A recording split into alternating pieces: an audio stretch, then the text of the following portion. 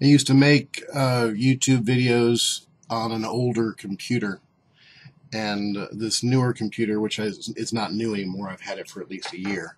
But what am I going to do in the glasses? I don't know. I used to be able to do titles and really fun, stupid stuff, but this new version of, well, new, it's old. It's over a year old. I haven't even bothered to mess with this. It's difficult to make titles and stuff on this new Windows webcam software stuff. So I'm just going to make this without any real edits, I guess. And it's going to look stupid.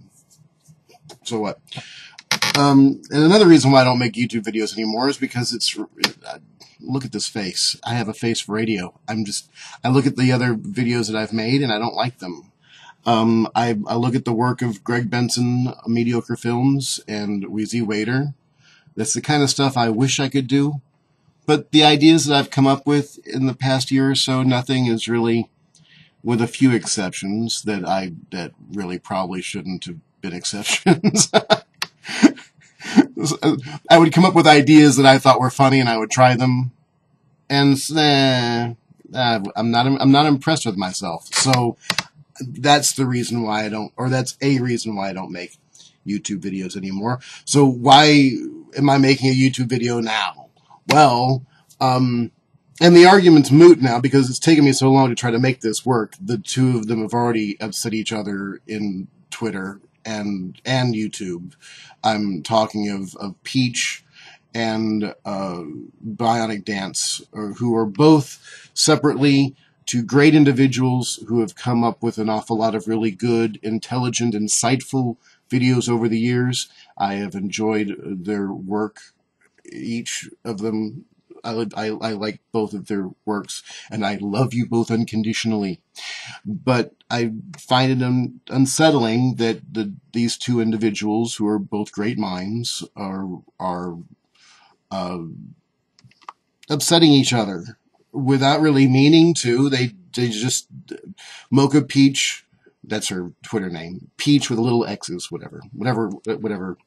I have that problem too. I can't use the same name in some places. I try to use Zaxmind everywhere, and every once in a while there's a place where I have to change it a little bit in order to use it, and I don't like doing that, so I end up just not going there.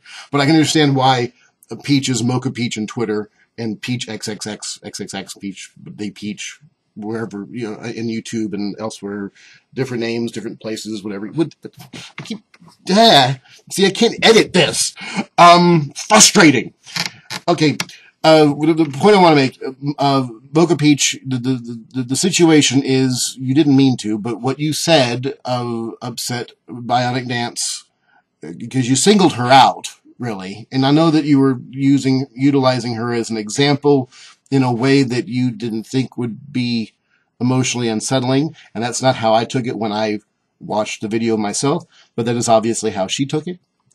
And it might hurt your pride a little bit, but it wouldn't kill you to apologize for making her feel bad. You didn't mean to. I know you didn't mean to, but would it hurt you to apologize? And Bionic Dance, she didn't mean it. Don't take it the wrong way. In fact, I thought it was sort of a compliment because she didn't single you out in a way of being petty. She was just, when she thinks of atheist videos, yours was the first name that came to mind. I would think that would be a compliment, sort of a backhanded compliment, but a compliment nonetheless. And she wasn't trying to. It was a slight to your pride. I understand that. Now that's what we're really looking at here for both of you. You're both very strong, assertive personalities, and naturally these two assertive personalities would clash. But that doesn't mean you have to be mad at each other and hate each other just because of this. It's silly. It's just silly. And when I first saw Bionic Dance's video, my instinct was to think of what's happened recently with Thunderfoot and PC Myers. It just seems to me that sometimes we generate these arguments amongst ourselves as atheists to give us reasons to make videos. And I don't personally need a reason to make a video. In fact, I don't know why I'm doing this, because it's not going to make a difference. You're both very proud women, and you're going to continue to upset each other regardless of what this mug says to you. But I love you both unconditionally. I have no conditions. And the argument, what is the argument? Well, I mean, the point that Peach made was that it's redundant. The argument is redundant. The atheist argument is repetitive. There is no God. Well, you can't prove that there isn't one. Well, you can't prove that there is. Well, it's old. And one of the reasons why this argument is tedious is because we allow the believers to control the battle zone and where the goalposts are set, and we allow them to move the goalposts all the time. Allow, it's not like we really have much control, is there? But that's sort of the problem. Maybe we need to take control of where your argument goes.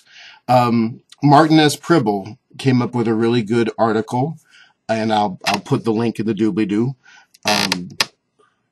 He referred to Epicurus. Did I keep that on the? Do I still have that? Is it Epicurus? Epicurus? I can't even. A Greek dude. Some Greek dude came up with this. And it's old. We've all heard this. This is still repetitive. I know. But give me a moment.